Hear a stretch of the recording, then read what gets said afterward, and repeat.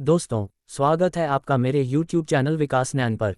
क्या आपने गौर किया है, भारत के ऑटोमोबाइल मार्केट में जहां टाटा, Hyundai और क्या जैसी कंपनियां लगातार धमाल मचा रही हैं, वहीं सिट्रन जैसी इंटरनेशनल कंपनी बिल्कुल फीकी पड़ गई है। एक ब्रांड जो यूरोप में हिट है लेकिन इंडिया में फ्लॉप। आखिर क्यों? चलिए समझते हैं इस कहानी को गहराई से। एक गलत शुरुआत और महंगी लॉन्च स्ट्रैटेजी। सिट्रन ने 2021 में इंडियन मार्केट में एंट्री ली और उसकी पहली कार थी C5 एक्रॉस। कीमत करीब 30 लाख रुपए से ज़्यादा। अब बताएं, जहां लोग 10 से 15 लाख में SUV लेना पसंद करते हैं, वहीं एक अनजान ब्रांड ने सीधा 30 लाख वाली गाड़ी लॉन्च कर दी।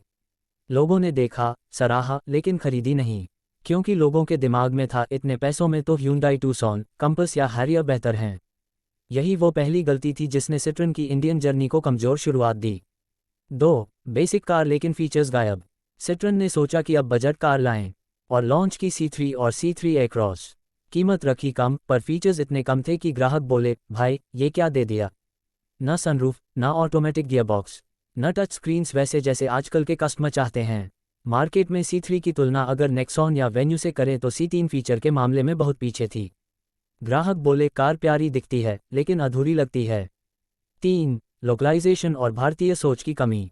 किसी भी विदेशी कंपनी के लिए भारत में सफल होने का पहला मंत्र है लोकल बनो, लेकिन सिट्रन ये समझ ही नहीं पाए। इन्होंने यूरोप के प्लेटफॉर्म को इंडियन रोड्स पर उतार दिया। रिजल्ट, गाड़ी का सस्पेंशन, हैंडलिंग और डिज़ाइन सब इंडियन कंडीशंस में सूट नहीं कर रहे थे। लोगों ने कहा, फ्रेंच स्टाइल तो ठीक है लेकिन इंडियन रोड्स के लिए नहीं। 4. मार्केटिंग और ब्रांड इमेज की गड़बड़ी। अब बात करते हैं ब्रांड की। दोस्तों, इंडिया में क्या ने 2019 में लॉन्च के साथ ही पूरा धमाका कर दिया था। हर जगह बिलबोर्ड्स, एड्स, इन्फ्लुएंसर कैंपेन्स। पर सिट्रन, न कोई बड़ा कैंपेन, न पहचान। कई लोग आज भी पूछते हैं, सिट्रन कौन सी कंपनी है, और यही सबसे बड़ा झटका था। Brand awareness zero. 5. कमजोर सर्विस और डीलर नेटवर्क। अब सोचिए, आपने 12 से 15 लाख की कार खरीदी और उसका सर्विस सेंटर आपके शहर में ही नहीं है। सिट्रन के पास अब तक पूरे भारत में सिर्फ 50 से भी कम डीलरशिप हैं, और वो भी ज़्यादातर मेट्रो सिटीज़ में। टियर 2, टियर 3 शहरों में ग्राहक को रिपेयर के लिए 200 किलोमीटर तक जाना पड़ता है। कई डीलर्स ने तो नुकसान की वजह से शोरूम तक बंद कर दिए। एक रिपोर्ट के मुताबिक डीलर्स हर महीने लाखों का घाटा झेल रहे हैं। 6. अंदरूनी गड़बड़ी और मैनेजमेंट के झटके। सिट्रन इंडिया के अंदर लगातार मैनेजमेंट चेंज होते रहे। हर कुछ महीनों में नई लीडरशिप, नई सोच, नई स्ट्रैटेजी। इससे टीम और डीलर दोनों कंफ्यूज हो गए कि कंपनी की दिशा आखिर है क्या। स्टेलेंटिस ग्रुप, जो सिट्रन की पेरेंट कंपनी है, ने इंडिया को एक साइड प्रोजेक्ट की तरह ट्रीट किया, न कि मेन मार्केट की तरह।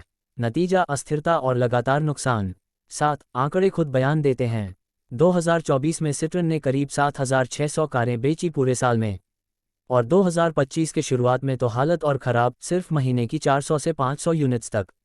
इतना कम वॉल्यूम किसी भी इंटरनेशनल ब्रांड के लिए खतरे की घंटी है। और C3 एक्रॉस दोनों की बिक्री लगातार गिरती जा रही है, और C5 एक्रॉस मार्केट से लगभग गायब है।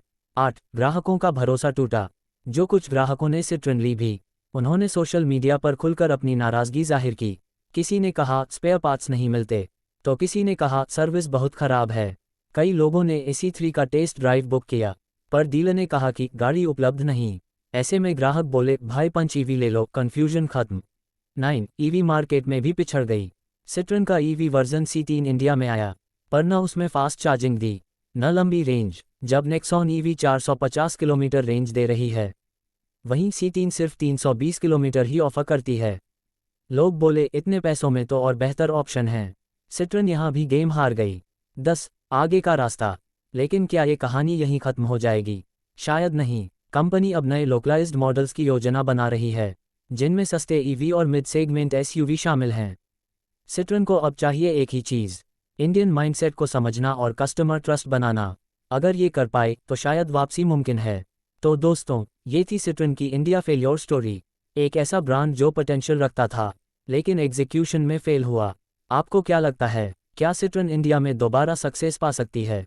कमेंट में बताइए। वीडियो अच्छा लगे तो लाइक कीजिए, चैनल विकास नैन को सब्सक्राइब कीजिए, और मिलते हैं अगले कार रिव्यू में, जहां बात होगी भारत की रियल कार स्टोरीज की।